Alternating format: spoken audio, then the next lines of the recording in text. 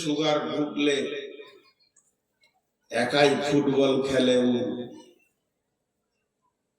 এটা সুগারের রোগী ডাক্তারকে গিয়ে বলছে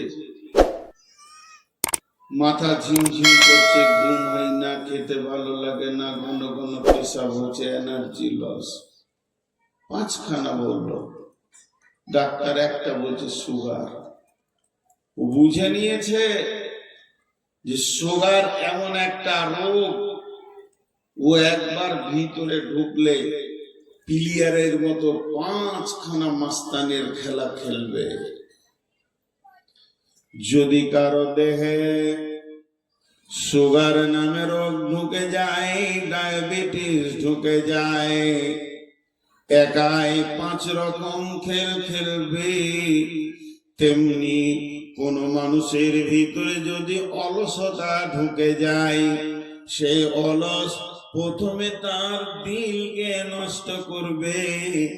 ইমানের যেটা মেন জায়গা, দিলকে নষ্ট করবে, চোখকে নষ্ট করবে, কানকে নষ্ট করবে।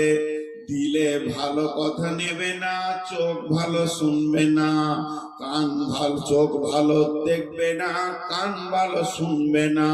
তাদের দ্বারা এমন অবস্থা হবে, যেটা শোনার কথা সেটা বাদ দিয়ে তার কান উল্টোটা শুনবে, তার চোখ যেটা দেখার কথা সেটা বাদ দিয়ে উল্টোটা দেখবে, এবং সে আস্তে আস্তে মানুষ থেকে বের হয়ে পশু হয়ে যাবে, তার থেকেও নিচে চলে যাবে। আল্লাহ বলছেন উলাইকা কাল আনআম বাল হুম আযাল, তার থেকেও নিকৃষ্ট হয়ে যাবে। উলাইকা হুমুল গাফিলুন, তারা এত নিচে যাবে কেন? তাদের ভিতরে যে রোগটা ঢুকেছে ওর নাম হচ্ছে অলসতা।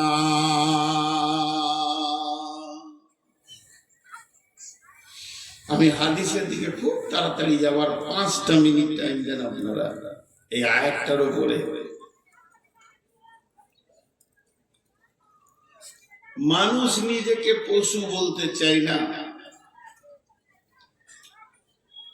আপনাকে যদি আমি পশু বলি তো আপনি রাগ করবেন, আপনি আমাকে ঘুরিয়ে পশু বলবেন, তাহলে তুইও পশু, আপোষে ঝগড়া হবে। আমি একটা আয়াত বলে দিচ্ছি, আয়াতটা আপনার আমি যেমন কোষ্টি পাথর আছে, মেটে রেসে দিলে বলে দেবে এটা সোনা না, এটা রাং না, এটা রূপা না চাঁদি। এই আয়াতটা বলে দেবে আমি মানুষ না, আমি পশু। বিসমিল্লাহির রহমানির রহিম। মাসালুল লাযীনা কাফারু কামাসালিল লাযীনা ইয়ালিতু বিমা লা ইয়াসমাউ ইল্লা দুআ ওয়া নিদাআ সুম্মুন বুকুমুন উমিয়ুন ফাহুম লা ইয়াকিলুন। আল্লাহ তাবারাক ওয়া তাআলা বলছেন, ওই কাফেরদের মিশাল ওই লোকেদের মতো, ওই কাফেরদের মিশাল ওই লোকেদের মতো যাদেরকে তার প্রভু দূরে ডেকেছে, কাছেও ডেকেছে, তারা শুনে শুনেনি, দেখেও দেখেনি, তারা বুঝেও বুঝেনি, প্রকৃত পক্ষে তাদের বোধ ক্ষমতা নাই। এরাই হলো সমাজে পশু। এতগুলো লোক বসে আছেন, এমনকি আমিও পর্যন্ত, এর ভিতরে কে মানুষ কে পশু এটা কে বলবে? এটা বলছেন এই আয়াত বলে দিছে যে তাদের মাবুদ যখন ডাকে, সেই ডাকে সাড়া দিতে পারে না পশু, আর সাড়া দিতে পারে যে সে মানুষ। গাজীনগর, মহাদেবনগর, লক্ষ্মীনগর আর বলেন কাঞ্চনতলা থেকে নিয়ে ধুলিয়ান শুধু নয়, অত্র এলাকায় কয়েক হাজার মসজিদে আজান শুরু হয়ে গেল, গোটা এলাকা তোলপাড় হয়ে গেল। মাবুদের ডাক সকলের কানে কানে পৌঁছে গেল। এই ডাক শুনে যতজন মসজিদে আসবে এরা হলো মানুষ, আর আল্লাহ বলছেন তার মাবুদের ডাক শুনে যতজন মসজিদে আসতে পারবে না এরাই সমাজে পশু। উলাইকা কাল আনাম, যদি পশু থাকতো তো ভালো, কিন্তু আমার আল্লাহ বলছেন বালহুম আযাল, এরা তার থেকেও নিকৃষ্ট। পশু যে নোংরামি করে না এরা সেই নোংরামিটা করে। উলাইকা কাল আনাম বালহুম আযাল উলাইকা হুমুল গাফিলুন। এদের কারণটা কি? এদের চোখ নষ্ট হওয়া, দিল নষ্ট হওয়া, কান নষ্ট হওয়া, মনুষ্যত্ব নষ্ট হওয়া। কারণটা কি? আমার রব বলছেন উলাইকা হুমুল গাফিলুন। এদেরকে অলসতা ধরেছে। অলস যখন এদেরকে ধরবে এদের অবস্থাটাই এইরকম হবে।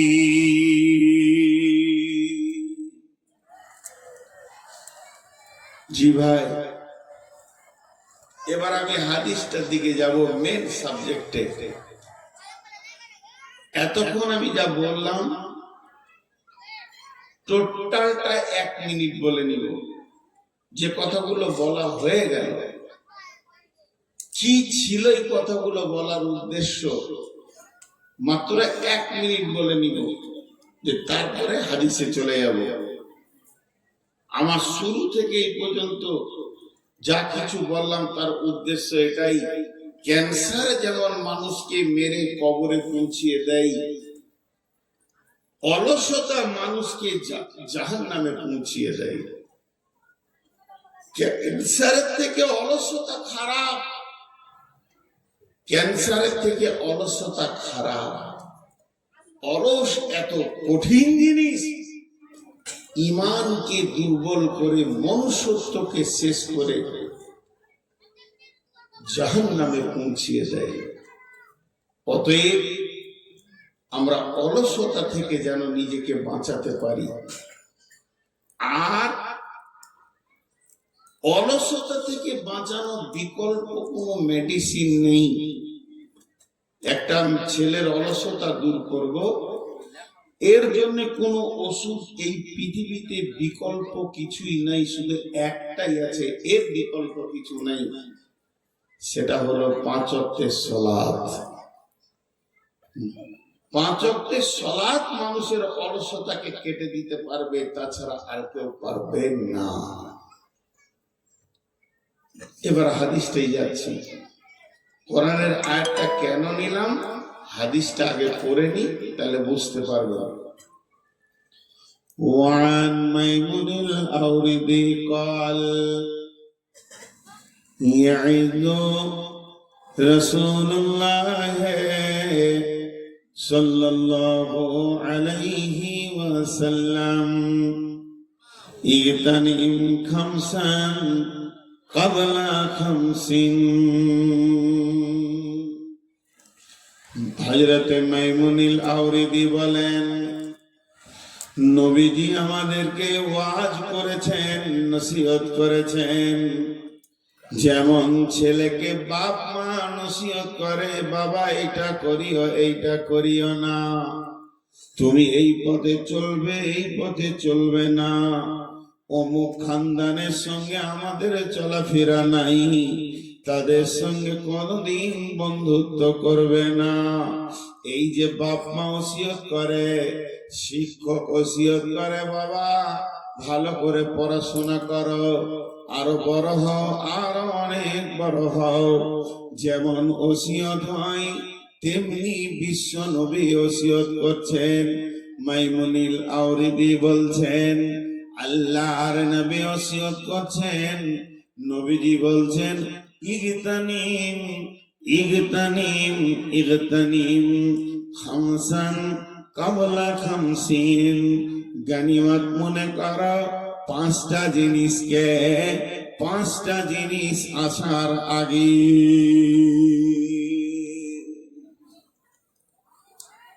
জি, পৃথিবীতে যত ব্রেন আজ পর্যন্ত এসেছে বিশ্ব নবীর কাছে সব ব্রেন হা। আমি বলছি এটা লোহা, বুঝানোর জন্য বলছি। আমি বলছি লোহা, গাঁওয়ালা বলছে লোহা, দুনিয়াওয়ালা বলছে লোহা, সারা পৃথিবীর লোক বলছে লোহা। আর নবীজি যদি বলেন যে না এটা সোনা, তো ওটাই ঠিক। বুঝানোর জন্য বলছি ওনার ব্রেন এত দামি ব্রেন যে আল্লাহর পরে পরে স্থান, সেই ব্রেন দিয়ে বলছেন ইগতানিম। ইগতানিম মানে গানিমত মনে করো, দামি জিনিস নিয়ে মনে করো, নিয়ামত মনে করো। খামসান পাঁচটা জিনিসকে, কাবলা খামসিন পাঁচটা জিনিস আসার আগে। তুমি আল্লাহর তরফ থেকে পাঁচটা জিনিস পাবে, পাঁচটা জিনিস আসার আগে। তুমি চাইলেও পাবে, না চাইলেও পাবে, তোমাকে আল্লাহ পাঁচখানা উপহার দেবেন পাঁচটা জিনিস আসার আগে। ইগতানিম খামসান কাবলা খামসিন। তবে একটা কথা বলে নি ব্যাখ্যায়, হে আমার বন্ধু ও আমার বাপ ভাইরা, মা বোনেরা, ওই পাঁচটা জিনিস যদি একবার আপনার আমার কাছ থেকে হাত ছাড়া হয়ে যায়, আমি যদি অলসতায় খেয়াল না করি, আর জিনিসটা যদি চলে যায়, এরপরে যদি এই লোকটা মাথা ঠুকে কাঁদে আর বলে আল্লাহ আমাকে দ্বিতীয় চান্স দেওয়া হোক, প্রথমবারে আমি ওটা ঠিক খেয়াল করিনি, লোকটা যদি কাঁদতে কাঁদতে চোখের পানিতে নদী বইয়ে দেয়, মাথা ঠুকে সাজদা করতে করতে মসজিদ যদি খাল করে দেয়, দ্বিতীয় চান্স আর পাবে না। এর জন্য নবীজি বলছেন ইগতানিম, জিনিসটাকে দামি মনে করো। আর এবার অলসতার আয়াত কেনে পড়লাম, তার মানে দামি জিনিস তারই হাতছাড়া হয়ে যায়। যে লোকটা অলস হয়, অলস কোনোদিন সময়কে কাজে লাগাতে পারে না, অলস কোনোদিন দামি জিনিসকে কদর দিতে পারে না। অলসতার ঘরে যদি একটা কাঁসার মাল দেবেন, খেবে, খাওয়ার পর ধুবে না, দুদিন চার দিন দিয়ে নষ্ট হতে থাকবে। অলসের ঘরে যদি দামি কোনো মাল দেন, তার কদর হবে না, আস্তে আস্তে নষ্ট হয়ে যাবে। অতএব আল্লাহর কালাম পাকের আয়াত থেকে আপনাদেরকে এটাই বুঝাতে চাইলাম, জিন্দেগিতে অলস হলে হবে না, গাফেল হলে হবে না। যতদিন বেঁচে থাকবো, কবরে যাওয়ার আগে পর্যন্ত অলসতাকে দূর করে দিয়ে প্রত্যেকটি জিনিসকে কাজে লাগাতে হবে। তাই বিশ্বনবী বলছেন উম্মতের পাঁচটা জিনিসকে নিয়ামত মনে করো, পাঁচটা জিনিস আসার আগে।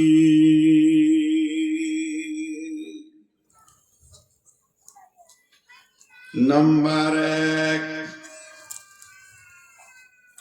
নাম্বার এক, আল্লাহর নবী বলছেন শাবাবাকা কাবলা হারামিকা, জওয়ানিকে নিয়ামত মনে করে নাও, যৌবনকে নিয়ামত মনে করে নাও। শরীরে যখন যৌন উত্তাল আসবে, এটা বড় নিয়ামত মনে করে লাও। তুমি বুড়িয়ে যাওয়ার আগে, বার্ধক্যের আগে, যখন জন্ম নেবে পুরুষ এবং নারী, তার মানে সন্তান যখন জন্ম নেয়, তার ভিতরে কোনো যৌন উত্তেজনা থাকে না। আস্তে আস্তে ছেলেরা বড় হয়, মেয়েরাও বড় হয়। মেয়েদের 9 বছর ক্রস করলে, ছেলেদের 12-13 বছর ক্রস করলে অটোমেটিক আল্লাহর তরফ থেকে একটা নিয়ামত আছে, যার নাম হচ্ছে জওয়ানি, যৌন উত্তাল। আল্লাহর নবী বলছেন এটা একটা নিয়ামত, এটাকে কদর করো, এটাকে গনিমত মনে করো। বার্ধক্যের আগে যেদিন তোমাকে বার্ধক্য ধরে নেবে, এই জওয়ানি 1000 চেষ্টা করলেও আর ফিরে আসবে না। মাঝে একটা কথা আপনাদেরকে জিজ্ঞেস করব, এত লোক উঠছে কেন?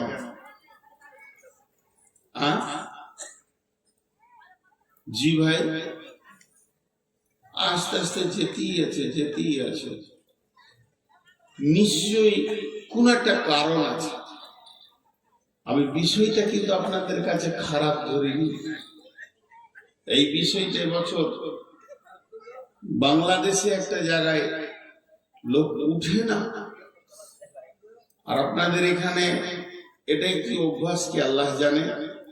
আর দ্বিতীয় নম্বর হচ্ছে 12টা বেজে গেছে, আর 12টা বাজলে মানুষ উঠবে, এটাও একটা স্বাভাবিক আছে। আর এখন মানুষ সুগারের রোগী বেশি, যারা রাত জাগতে পারে না। তো তারপরও যত জালসা হয় কমিটিদেরকে বলি, ভাই 11টা এবার শেষ করার চেষ্টা করেন। কাটিহার সব থেকে বেশি রাত জালসা হয়, ফজর পর্যন্ত হয়। ফজরের পরেও 2টো বক্তা থাকে ওদের, সকাল 8টা 10টা পর্যন্ত চলে। তারা এবছর সব 12টায় শেষ। আর বাংলাদেশে তো 10টায় শেষ হয়। ওরা একটা বক্তা রাখবে, 2টা রাখবে না। ইমাম সাহেব কিছুক্ষণ চালালো, মেন বক্তা উঠে গেল, বাকি যেগুলোর নাম থাকে এলাকার ছেলে, মেন বক্তাটাই বাস 10টায় শেষ। তা উঠিয়ে না, এই রসুলের 5টা ওসিয়ত অন্তত আপনারা শুনে যান, ধ্যানের সঙ্গে শুনেন। আমি খুব লম্বা চওড়া সময় নিব না, ইনশাল্লাহ খুব শর্টে শেষ করব, এটাই আপনাদেরকে কথা দিলাম। তো আপনারা আর উঠিয়েন না। তাহলে প্রথম নম্বর হলো জওয়ানি একটা নিয়ামত। বার্ধক্যের আগে জওয়ানি, যৌন উত্তাল একটা নিয়ামত। তাহলে কি কাজে লাগে ভাই? কি কাজে লাগে? মেয়েদের যৌবন চাপা, পুরুষের যৌবন উগ্র। মেয়েদেরকে চাপা দেওয়া হয়েছে, পুরুষদেরকে উগ্র দেওয়া হয়েছে। হে আমার মা, ওরে আমার বোন, দুটি কথা বলেনি। আল্লাহ তাবারাক ওয়া তাআলা মেয়েদেরকে বলছেন, বিসমিল্লাহির রহমানির রহিম, ফাসসালিহাতুন কানিতাতুন হাফিজাতুন লিল গায়বি বিমা হাফিজাল্লাহ। ওরে আমার মা, 1 মিনিট শুধু আপনাদেরকে ওসিয়ত করছি। পুরুষেরা আপাতত স্টপ, আপনারা খালি শুনে যান। মা বোনেরা ধ্যানের সঙ্গে শুনবেন। বিশ্বন আল্লাহ তাবারাক ওয়া তাআলা সূরা নিসার মধ্যে বলছেন, ফাসসালিহাতুন কানিতাতুন হাফিজাতুন লিল গায়বি বিমা হাফিজাল্লাহ। তোমরা সালেহা হয়ে যাও। সালেহা কাকে বলা হয়? একটা মেয়ে সালেহা হবে, নামটা সালেহা লাগলে হবে না। মুফাসসিররা বলেন ওই মেয়েটি 4টা আমল করবে। 4টা আমলের ভিতরে যদি থাকে, মেয়েটাকে সালেহা বলা যাবে। সাল্লাত খামসাহা, সামাত সাহারাহা, আহসানাত ফারজাহা, আতাত বালাহা। যে নারী পঞ্জেগানা নামাজ পড়িবে, রমজানের রোজা কবো নাহি ছাড়িবে, নিজ ইজ্জতের রাখিবে খেয়াল, স্বামীর সেবা করে যাবে বাঁচতে যত কাল। এই 4টা আমলে মেয়েদেরকে সালেহা বলা যাবে। এরপরে হলো কানিতা। ও আমার মা, ওরে আমার বোন, কানেতা হতে হবে। কানেতা কাকে বলে? যারা অল্পে সন্তুষ্টি হয়ে যায়। এটা মেয়েদের একটা বড় গুণ। খবরদার বড় চাওয়া পাওয়া নিয়ে স্বামীর কাছে আব্বার কাছে দাবি রাখবে না। হে মহিলা, তোমার যৌবন হলো চাপা, আর যৌবনের সঙ্গে মেন্টালিটি মিজাজ এর সম্পর্ক থাকে। অতএব তুমি ধীর হবে, তুমি স্থির হবে, তোমার কাছে উত্তেজনা কিছু পাওয়া যাবে না। তাহলে তুমি কানেতা হবে। স্বামীর যেমন ইনকাম, তার উপরে তুমি সন্তুষ্ট চিত্তে দুনিয়া করবে। এরপরে আল্লাহ বলছেন, হে নারী, তোমাদের 3 নম্বর ডিউটি, ওয়াল হাফিজাতুল লিল গায়বি বিমা হাফিজাল্লাহ। তোমরা হিফাজতকারিনী হয়ে যাও, তোমাদের দ্বারা যেন খিয়ানতি না হয়। তোমাদের কাছে স্বামীর 3খানা সম্পদ রয়েছে। একটা হলো স্বামীর টাকা পয়সা, ধান চাল বাড়িতে রেখে স্বামী বিদেশে কাজে চলে গেছে, এটা তোমাকে আমানতদারি করতে হবে। স্বামীর অনুপস্থিতিতে মা বাপকে স্বামীর মাল পৌঁছাতে পারবে না। শুধু তাই নয়, এমন কি ভিখারিকে ভিক্ষা দেবে কিনা এটাও স্বামীর পারমিশন নিতে হবে। অতএব স্বামীর মালের হেফাজত করো। 2 নম্বর হচ্ছে, তোমার মাথা থেকে পা পর্যন্ত এই দেহটা মহারানা দিয়ে স্বামী হালাল করে নিয়েছে। অতএব দেহটা তোমার নয়, এটা তোমার স্বামী, শুধু তোমার আমানতদারিতে রাখা আছে। তুমি যোগাবে, তুমি আমানতদারি করবে। এই দেহ দিয়ে পৃথিবীর দ্বিতীয় পুরুষকে তুমি আনন্দ দিতে পারবে না। এমনকি হাসির ঝলকেও, শুধু দৈহিক মিলনে নাই, হাসির ঝলকেও বেগানা পুরুষকে তুমি আনন্দ দিতে পারবে না। এই দেহটা তোমাকে হেফাজত করতে হবে। আর 3 নম্বরে হলো, স্বামী তোমার পেটে যে অমূল্য ধনটা দিয়েছে, এটাকে তুমি স্বামীর অনুপস্থিতিতে, স্বামীর বিবেচনার বাইরে, বিবেকের বাইরে অজান্তে ঔষধ খেয়ে নষ্ট করে দেবে না। আল্লাহ তাবারাক ওয়া তাআলা বলছেন, তোমাদের কাজগুলো অনেক বহনকৃত কাজ। স্বামী বিদেশে থাকবে, দীর্ঘ লম্বা অপেক্ষায় থাকতে হবে। এর জন্য আমি আল্লাহ তোমাদেরকে চাপা যৌবন দিলাম, উগ্র যৌবন দিলাম না। আর আমার নবী বলছেন যে যৌবনটাকে তুমি নিয়ামত মনে করে নাও। যেদিন তুমি বার্ধক্যে চলে আসবে, তোমাকে বুড়ি বলা হবে এবং তোমাকে বুড়া বলা হবে। তোমাকে যেদিন জওয়ানির কাউন্টার থেকে বের করে বার্ধক্যের প্যান্ডেলে ভরে দেয়া হবে, তুমি 1000 মাথা ঠুকলেও আর দ্বিতীয়বার জওয়ানি ফিরে পাবে না। এর জন্য মেয়েদেরকে চাপা যৌবন দেওয়া হয়েছে, আর ছেলেদেরকে দেওয়া হয়েছে উগ্র যৌবন। উগ্র যৌবন কেমন? আগুন, কয়লা হলো আগুনের খাবার, পেট্রোল হলো আগুনের খাবার। আগুন যখন পেট্রোলকে দেখে তো দপ করে ধরে নেয়, কিন্তু কয়লাকে দেখলে পাখা দিয়ে ধরাতে হয়। তো মেয়েদের যৌবন কয়লার মতো, তাদেরকে চেতনায় আসতে সময় লাগে, কিন্তু পুরুষের যৌবন পেট্রোলের মতো দপ করে ধরে নেয়। তবে কেন এদেরকে উগ্র যৌবন দেয়া হলো? এই জন্যই দেয়া হলো, যৌবনের সাথে মিজাজের সম্পর্ক আছে। পুরুষের ডিউটি গুলো দেখেন কেমন। বিসমিল্লাহির রহমানির রহিম, ওয়াল হাফিজুনা লিহুদুদিল্লাহি ওয়াবাশশিরিল মুমিনিন। হে পৃথিবীর পুরুষের দল, আল্লাহ তোমাদেরকে কোরআনের সিকিউরিটি বানিয়েছে, অতএব তোমাদেরকে সৈন্যের কাজ করতে হবে। কোথায় ইসলাম ডুবে গেছে, কোথায় ইসলামের বিরুদ্ধে কথা চলছে, সেই জায়গায় তোমাকে সোচ্চার হতে হবে। তোমাকে দেশকে বাঁচাতে হবে, তোমাকে দশকে বাঁচাতে হবে, দেশের জন্য তোমাকে সিকিউরিটি হতে হবে। অতএব তুমি চাপা যৌবন হলে কাজ চলবে না, তোমার অনেক দায়িত্ব থেকে গেছে। শুধু তাই নয়, আল্লাহ পুরুষের জন্য বলছেন, ফাইজা কুদিয়াতিস সালাতু ফান্তাসিরু ফিল আরদি ওয়াবতাগু মিন ফাদলিল্লাহ।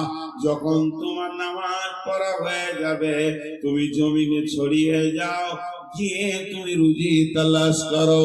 বাড়িতে মা আছে, আব্বা আছে, ছেলে মেয়ে আছে, স্ত্রী আছে, লেখাপড়া আছে, তাদের জন্য তোমাকে ইনকামের ময়দানে বেরোতে হবে।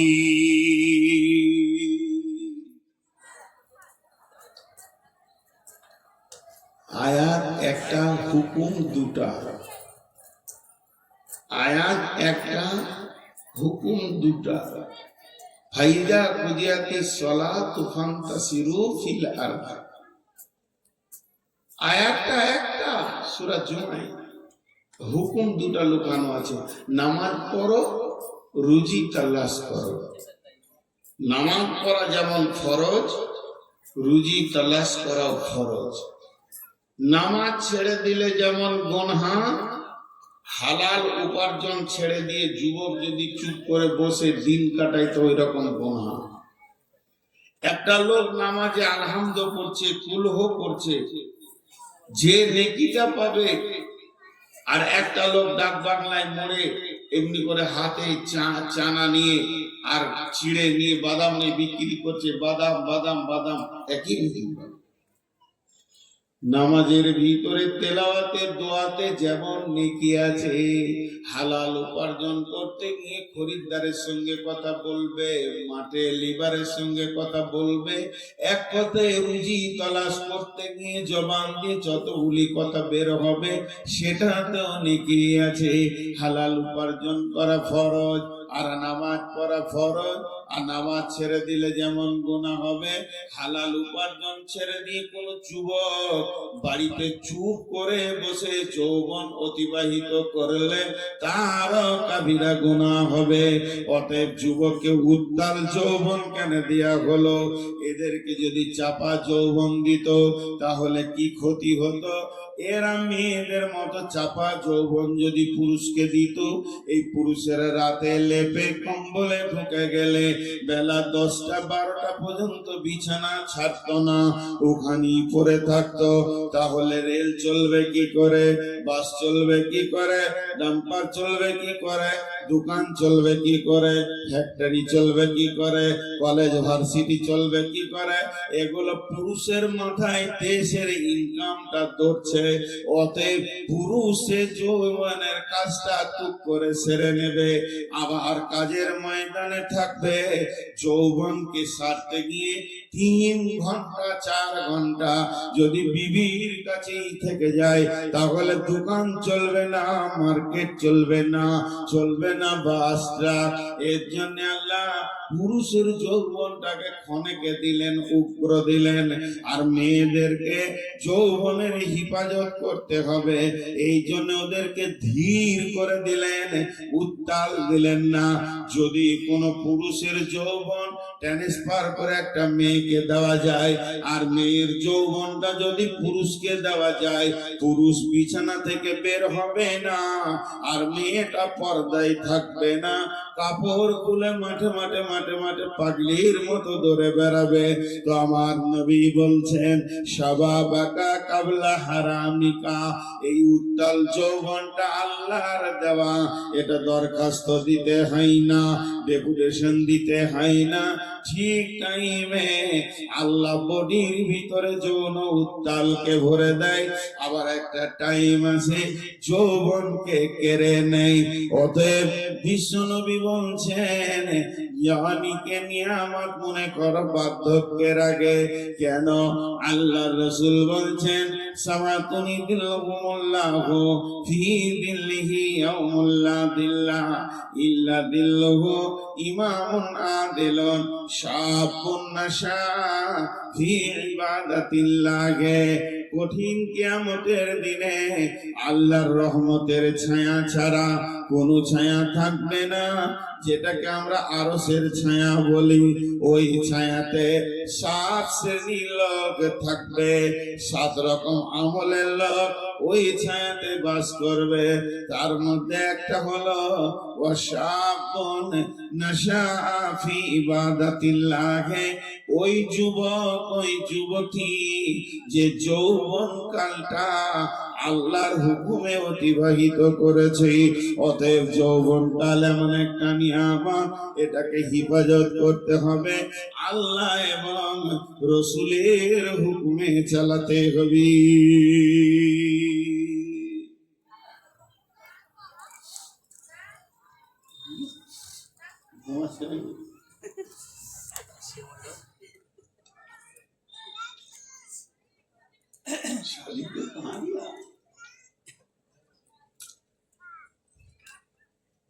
একটা বলা হলো 3 3 6 3 9 12টা উঠলো। এরা বলছে একটাই হয়েছে, এই রিচার্জই চলবে এখন মোবাইল 10 দিন চল যায়।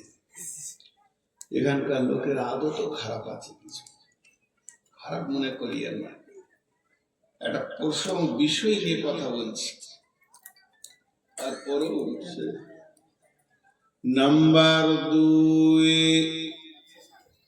সিহআতাকা ক্বাবলা সুকুমিকা। সিহআতাকা ক্বাবলা সুকুমিকা। আল্লাহর নবী বলছেন, হে মানব কুল, আমার উম্মতের দল, তোমরা গাফলতিতে আল্লাহর দেওয়া নিয়ামতকে ভুলে যেও না, হারিয়ে দিও না।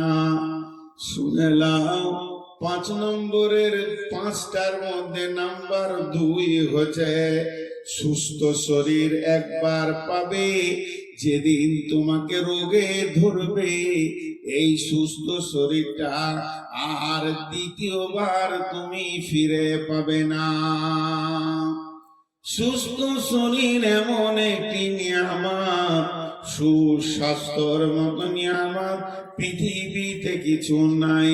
সুস্থ শরীর কত বড় নিয়ামত, যার রোগ হয়েছে ওকে জিজ্ঞেস করো। অতএব বিশ্বনবী বলছেন, তুমি যতক্ষণ সুস্থ আছো ততক্ষণ জেনে নাও বিরাট একটা আল্লাহর নিয়ামতের মাঝে আছো। যেদিন তোমাকে রোগ ধরে নেবে, 1000 মাথা ঠুকলাও আর দ্বিতীয়বার সুস্থ শরীর ফিরে পাবে না। রোগ 2 রকম, একটা ডিজিটাল, একটা নরমাল। আজকে জ্বর সর্দি একটু হলো, মাথা ব্যথা, কালকে ছেড়ে গেছে, এটা নরমালি হয়। অ্যাক্সিডেন্ট হয়ে গেছে, হাড় ভেঙে গেল, 2-4-6 মাসের পর ঠিক হয়ে গেল। আরেকটা রোগ আছে, আপনার বয়সের সাথে সাথে আসবে, হয় প্যারালাইসিস, না হয় লো প্রেসার, না হয় হাই প্রেসার, না হয় ডায়াবেটিস সুগার, তা যদি না হয় কোলেস্ট্রল, তা যদি না হয় প্যারালাইসিস, এতেও যদি না হয় ইয়াদদাস্ত, মাথার কথা মনে থাকবে না, এই রকম কোনো না কোনো একটা রোগ আপনার কাছে বয়সের জন্য এসে হাজির হয়ে যাবে।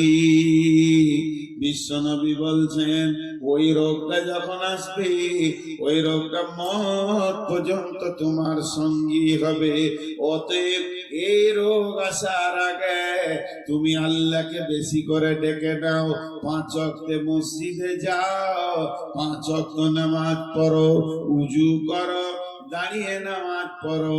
এমন একটা দিন আসবে, সেদিন তুমি দাঁড়াতে পারবে না, বসেও শান্তি পাবে না, শুয়ে নামাজ পড়তে হবে, মসজিদে যেতে পারবে না, বাড়িতে নামাজ পড়তে হবে, আর উজু করতে পারবে না, তায়াম্মুম করে নামাজ পড়তে হবে।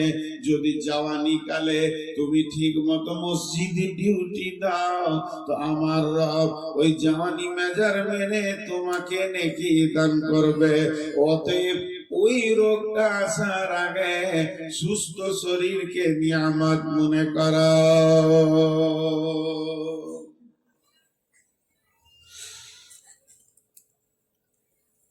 মেডিকেল যারা পড়ে জেনে নিয়ে, ডাক্তারদের হিসাবে 48-50 বছর বয়স হলে একটা ব্যাগ আসবে আল্লাহর তরফ থেকে। আমার যখন প্রথম সুগার ধরা পড়ে, তো ডাক্তার বলছে যে এত তাড়াতাড়ি নয়, আপনার একটু আগেই হয়েছে। স্বাভাবিক যখন 48 বয়স হবে তখন একটা নতুন ব্যাগ পাবে সব মানুষ। কি ব্যাগ? যে ওইটার নাম হচ্ছে ওষুধের ব্যাগ। আসবেই ওর কাছে। এখন খুব জওয়ানি তাল চলছে, আর 48 যেই বয়স হবে খালি পকেটে হাত ভরে খাবে, পানি খাবে, বেতে চায় কাপ খায়, আসবেই। তবে মাঝে একটা খুশির কথা বলে দিই, এই রোগটা যার আছে মত পর্যন্ত সঙ্গীওয়ালা রোগ, আপনার গুনাহ মাফ হবে, কিয়ামতের মাঠে প্রাইজ পাবেন। তবে আল্লাহর বিরুদ্ধে যদি কথা না বলে থাকে, আল্লাহ আমাকে কেন এমন রোগ দিলেন, অতএব ধৈর্য ধরতে হবে। একটা মেয়ের মির্গি রোগ ছিল, ওই রোগটা যখন ওর উঠতো তো ন্যাংটা হয়ে যেত, কাপড় চোপড় ঠিক থাকতো না। তো রসুলের কাছে গেল, ইয়া রাসূলুল্লাহ দোয়া করে দেন যেন আমার রোগটা ভালো হয়। আল্লাহ নবী বললেন, আম্মা সোনামণি, কিয়ামতের মাঠে আল্লাহ একটা স্টেজ করে রোগাদেরকে প্রাইজ দেবে। তখন সুস্থ ব্যক্তিরা ওই স্টেজে গিয়ে মাথা ঠুকবার বলবে, আল্লাহ আমাকে কেন দুনিয়াতে কাঁচি করে কাটেননি, করতাম না, এত বড় প্রাইজ রয়েছে, জান্নাতুল ফেরদাউস দেবে, আর কি দেবে। অতএব মরণ রোগ ধৈর্য ধরে যদি কেউ নিতে পারে সে প্রাইজ পাবে। মেয়েটি বললেন, ইয়া রাসূলুল্লাহ আমার রোগটা যেমন আছে থাক, দোয়া করতে হবে না, আমি প্রাইজ নিব। তবে একটা দোয়া করে দেন, যখন আমার রোগটা উঠে আমার তো হুঁশ থাকে না, আমার সাথীরা বলছে আমি বেজ্জতি হয়ে যাই, নাঙ্গা হয়ে যাই, শরীরে কাপড় থাকে না। নবীজি গো আপনি দোয়া করে দেন যেন আমি নাঙ্গা না হয়ে যাই। বিশ্ব নবী দোয়া করে দিলেন। তারপরে থেকে ওই মেয়েটি যতবার রোগ উঠেছে আর কোনদিন বেজ্জতি হয়নি। তো আল্লাহর নবী বলছেন, শোনো, সেহাতাকা কাবলা সুকুমিকা, সুস্থ শরীরটাকে নিয়ামত মনে করো। ও আমার উম্মত, যেদিন তোমাকে রোগের পাঞ্জাতে ধরবে, রোগের সাঁড়াশিতে তুমি ঢুকে যাবে, সেদিন তুমি হাজার কাঁদলেও আর সেই 16 বছরের সুস্থ শরীর ফিরে পাবে না।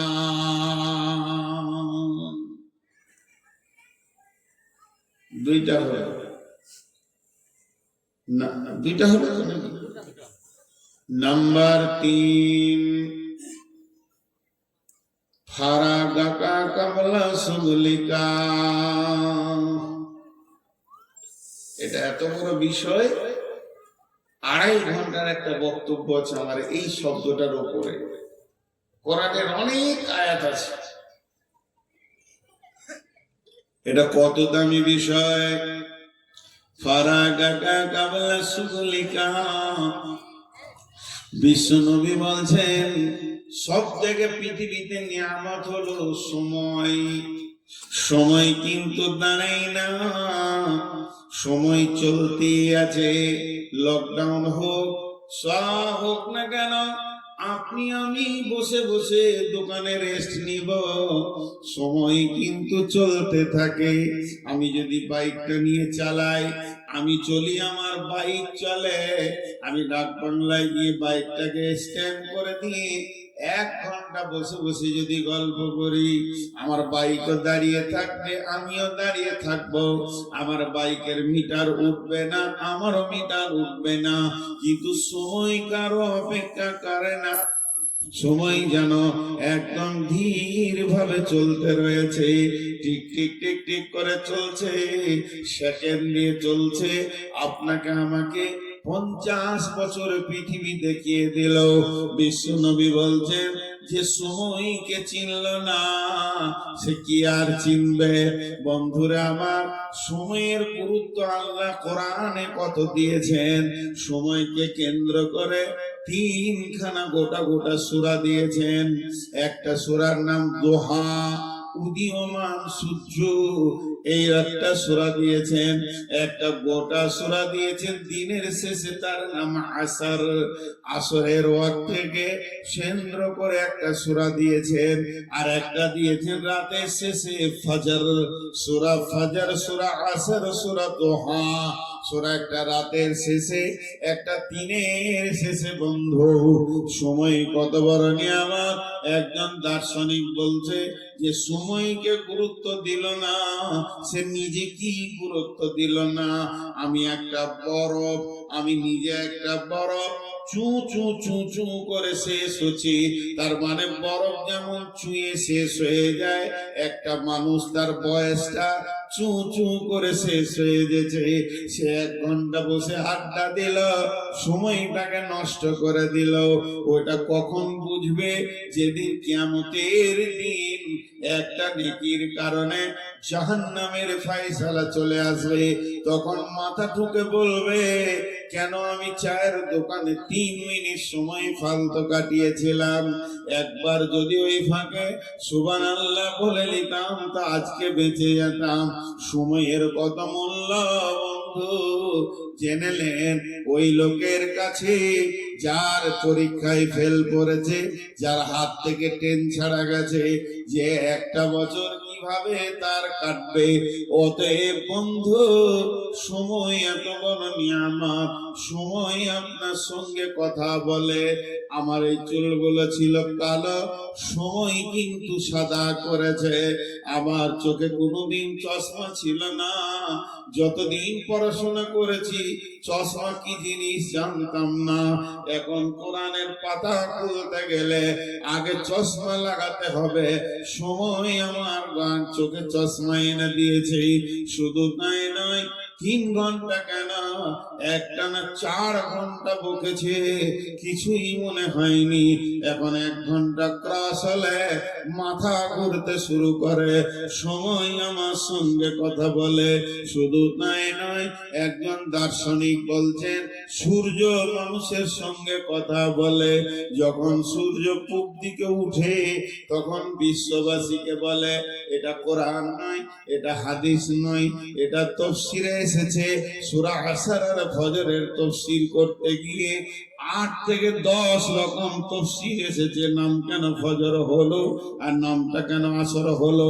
তার মধ্যে একটা তাফসীর, যখন সূর্য উঠে পূর্ব দিকে, তখন সূর্য বিশ্ববাসীকে বলে, ওরে সৌভাগ্যবানের দল, গত রাতে তুমি লাশ হয়ে যাওনি, কবরে তুমি যাওনি, তোমাকে আল্লাহ আবার একটা নতুন দিন দিয়েছে।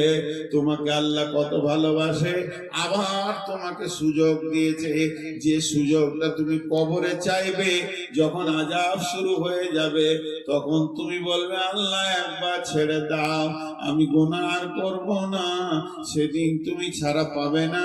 আজকে আল্লাহ তোমাকে ছেড়ে দিয়েছে, এই রকম 53 বছর তোমাকে প্রতিদিন সূর্য ওঠার সময় ছাড়ছে।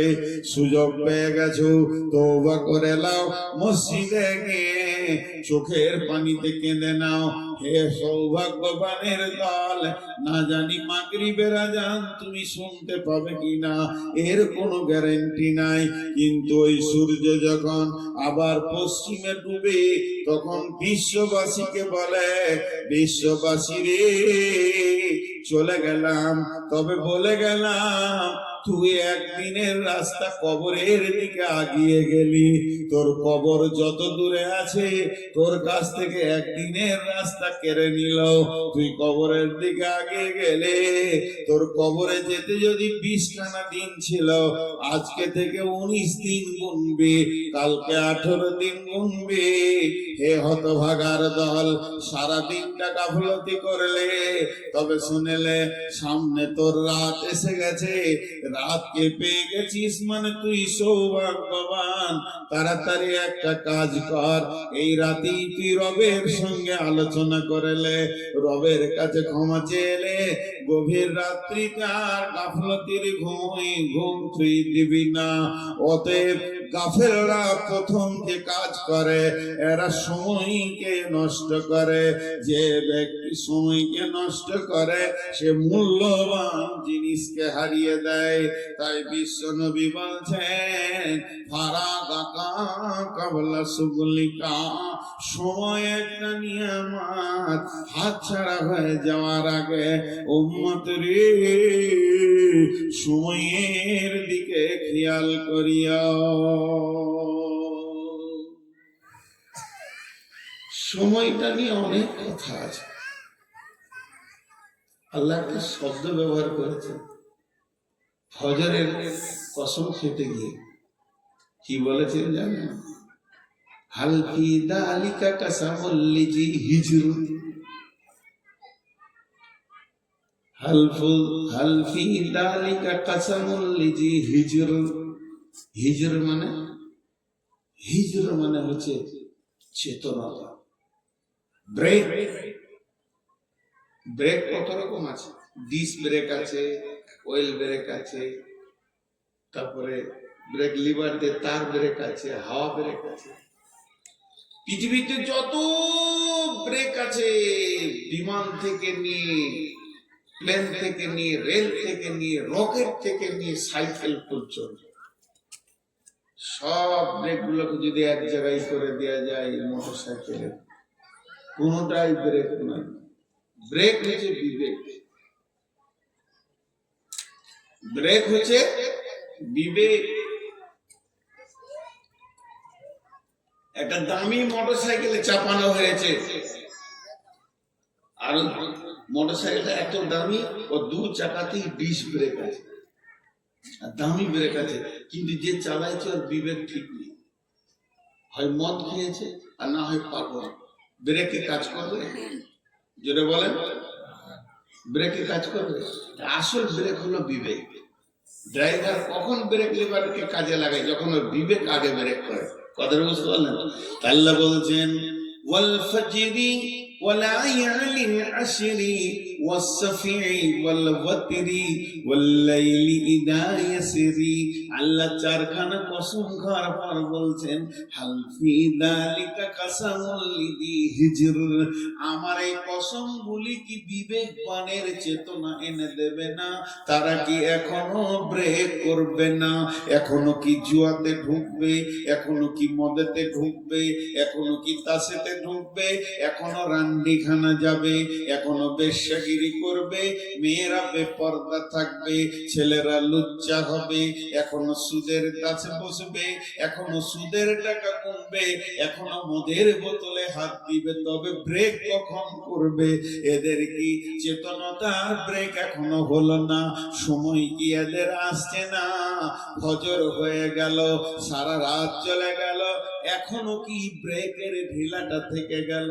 এরা গ্যারেজে যাবে কখন? বিবেকের ব্রেকটা ঠিক করবে কখন? গাড়ির ব্রেক ঠিক আছে, বাইকের ব্রেক ঠিক আছে, মানুষের ব্রেকটাই ঢিলা আছে। বাইকের ব্রেক ঠিক আছে, ট্রাকের ব্রেক ঠিক আছে, ডাম্পারের ব্রেক ঠিক আছে, বুলোরোর ব্রেক ঠিক আছে, মানুষের ব্রেকটাই ঢিলা হয়ে গেছে।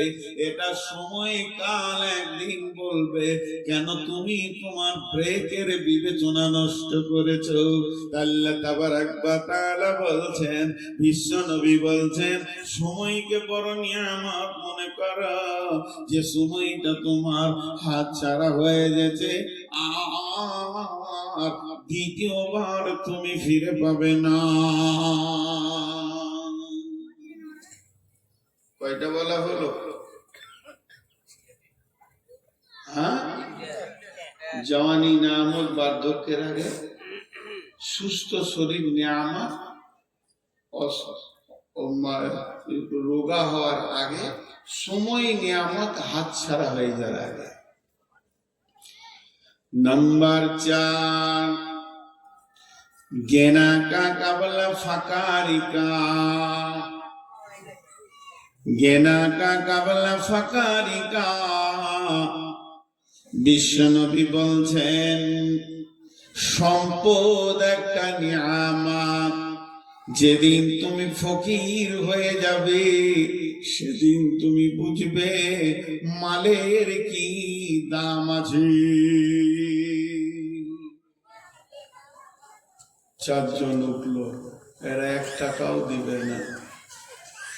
বক্তা যখন মালের কথা বলেছে তো নিশ্চয়ই কালেকশন হবে, পাগলরা বসে থাকবে, বুদ্ধিমানরা ঘর যাবে। ঠিক বলেছি না? জি, দেখেন তফসিরটা শোনেন। বিশ্বনবী বলছেন তুমি ফকির হবে। পৃথিবীর সমস্ত মানুষ একদিন ফকির হয়। ভালো করে তফসির খুলে দেখলেন কেমন করে ফকির হয়। 50 কোটি টাকার মালিক আজকে আল্লাহ কালকে রাস্তার ভিখারি বানাতে পারবে কি পারবে না? জি, দেখেন বাংলাদেশের মন্ত্রী কি হয়ে গেল, আল্লাহর কারিশমা। সাদ্দামকে ফাঁসিতে ঝুলিয়ে দিল বেঈমানেরা, প্রধানমন্ত্রী। সারা পৃথিবীতে বড় বড় কোম্পানিকে আল্লাহ রাস্তায় বসিয়ে দিয়েছে কি দেয়নি? এটা একটা ফকির। 2 নম্বর ফকির, থাকতে গরু বইনা হাল, তার দুঃখ সর্বকাল। ও কাকে দেখাইছে ক্যামেরাতে? আমি হিরো আছি, তুমি বসো। এগুলোতে মাথা কেটে দেয়, বক্তব্য লাইন কেটে দেয়। হ্যাঁ বসো, বুড়াটা কি দেখুক সব।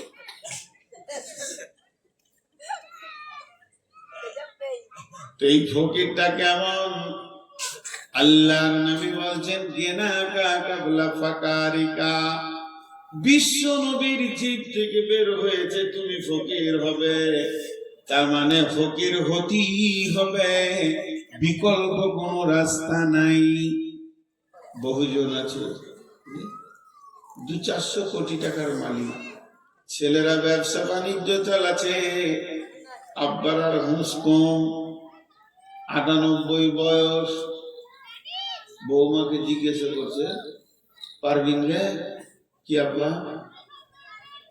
নাস্তা করলাম, ওটাই মনে নেই।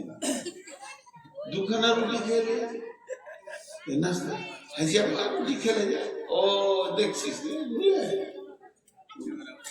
এবার বলেন ওকে দিয়ে ব্যবসা চলবে না কোম্পানি চলবে? ছেলেরা বুঝে নিয়েছে বাপের দ্বারা ব্যবসা কোম্পানি চলবে না। এককালে বাপ তিলে তিলে কোম্পানিটাকে জমিয়েছে, এখন আর ওর দ্বারা হবে না। ছেলেরা ব্যবসা বাণিজ্যে নেমে গেল, এখন এখানে জালসা শুরু হয়ে গেছে। এটা কোন জায়গা? লক্ষ্মীপুর, কৃষ্ণপুর। এখন কৃষ্ণপুরে জালসা শুরু হয়ে গেছে। আর জালসায় মাওলানা সবুর সাহেব উঠে বলছেন, মান বানা লিল্লাহি মসজিদান বানাল্লাহু লাহু বাইতান ফিল জান্নাহ। পৃথিবীতে যে মসজিদ বানাবে আল্লাহ তার জান্নাতে অট্টালিকা বানাবে। বুড়ার কাছে আর কিছু নাই, একটা লাঠি, একটা লুটা, গেঞ্জি আর লুঙ্গি। গেঞ্জিতে টাকা থাকে, ফকির হয়ে গেছে। মনে মনে ভাবছে 2টা তো বেটা, ওদেরকে 300-400 কোটি টাকা দিলাম, তা আসুক, বড় বেটার কাছে নিব কিছু। বড় বেটা ঘর ঢুকছে 11:30টায়, গোসল টোসল করে খাবে। জমিরুল নাকি রে? হ্যাঁ কিছু বলছিল, 20,000 টাকা। 20,000 টাকা দেখুন, আর দাপট না। তাহলে কি করবা বাবা? মসজিদের দোতলা হবে, টাকাটা দিতাম নিজের কবরকে বানানোর জন্য, আখেরাত বানানোর জন্য চিন্তা করে। ছেলে বলে ছাড়ো তো ওদের কথা বলে, মলবির বকা ছাড়ো, সামনে চলে গেল। ভাবছি তাহলে ছোট বেটাকে বলবো, ছোটটা ঢুকছে, জি ছোটটা ঢুকছে আজ মোটর সাইকেল, কি বলছে স্বাধীন নাকি রে? তো কি হলো? ওর হুঙ্কারে ও তখন বিনা পানিতে শুকনা ঢোক গেলে দিল। বলছি বাড়ি এলি নাকি, এটা জিজ্ঞেস করছি, চলে গেল। বিশ্ব নবী বলছেন তুই বস, তোর বাপকে বসা, কুষ্টি বসা, আর যতগুলো অঙ্কের মাস্টার আছে নিয়ে বস দে, তুই হিসাব করে তোর জীবনটা দেখ। এখন তুই ভিখিরি হয়ে গেছিস, ফকির হয়ে গেছিস, তোর জীবনে আর কোনো মূল্য নাই। তো বিশ্ব নবী বলছেন গেনা কা কাবলা ফাকারিকা, মাল আছে, মালের একটা হ্যান্ডেল আছে, যতদিন হ্যান্ডেল তোমার হাতে, মসজিদে দাও, মাদ্রাসায় দাও, নিজের অ্যাকাউন্টে জমা করে নাও। যেদিন হ্যান্ডেল হাতছাড়া হয়ে যাবে, হে আমার উম্মত, সেদিন হাজার মাথা ঠুকলেও তোমার ছেলে তোমার নামে দান করবে না। ওরা যে দান করছে না, এর জন্য দূষিত ওরা নয়। ন্যাংরার আটিতে ন্যাংরা হবে, ফজিলির আটিতে ফজিলি হবে, আবার গুঠির আটিতে গুঠি হবে।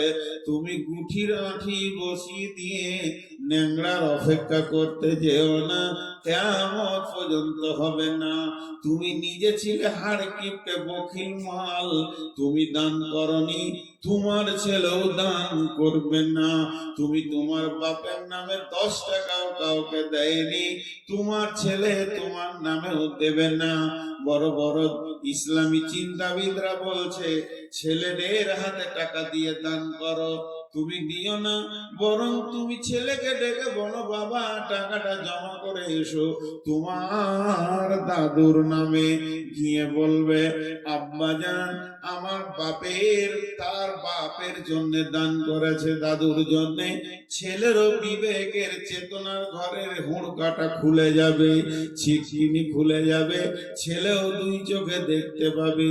আমার বাপ যদি তার বাপকে 20 টাকা দিতে পারে, যেদিন আমার বাপ কবরে থাকবে আমিও বাপের নামে 50 টাকা টেবিলে ফেলবো। বানা বন্ধু আমার, ন্যাংরার আটিতে ন্যাংরা হয়। অতএব বিশ্ব নবী বলছেন গেনা কা কাবলা ফাকারিকা, তুমি তোমার মাল হাতছাড়া হয়ে যাওয়ার আগে দিনের কাজে তুমি লাগিয়ে লাও। বিশ্ব নবী বলছেন খাসলাত মিন উম্মতি মালি মালি মালি, আমার উম্মতের অভ্যাস হচ্ছে খালি মাল মাল মাল, কিন্তু মালের ভিতরে 3টি মাল তোমার। যেটা তুমি খেয়েছো এটা তোমার মাল, ওটা পায়খানা হচ্ছে, যেটা তুমি পড়ছো এটা তোমার মাল, এটা পুরাতন হয়ে যাচ্ছে, আর যেটা তুমি টেবিলে দিছো এটা তোমার মাল। এটা কোনোদিন ভাগ হবে না, জমি ভাগ হবে, জায়গা ভাগ হবে, মেরাসের সমস্ত মাল ভাগ হয়ে যাবে, কিন্তু টেবিলের মাল কোনোদিন ভাগ হবে না। এটা তোমার সলিড, তোমার অ্যাকাউন্টে জমা হচ্ছে। বিশ্ব নবী বলছেন ইত্তেবাউল মাইয়াতা সালাসাতুন ফায়ারজিআন ইসনানি ওয়া ইয়াবকা মাহু ওয়াহিদুন ফায়ারজিআন আহলুহু মালুহু ওয়া ইয়াবকা মাহু ওয়াহিদুন আমালুহু। আল্লাহর নবী বলছেন মানুষ যখন মরে যায় তার সঙ্গে 3টে জিনিস যায়, একটা তার আহাল যায়, 2টা তার মাল যায়, 3 নম্বর তার আমল যায়। আর যখন মাটি হয়ে যায়, দাফন হয়ে যায়, 2 জন ফিরে চলে আসে, আহাল আর মাল ফিরে চলে আসে, আমল তার সঙ্গী হয়ে যায়। কি হলো? একটু দিতে হবে। এবার কি করবো? চুপ করে বসে।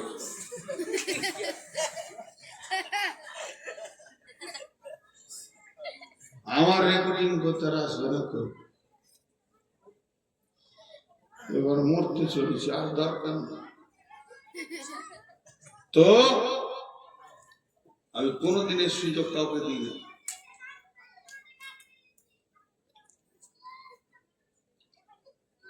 কটা হলো? জওয়ানি নিয়ামত, বার্ধক্যের আগে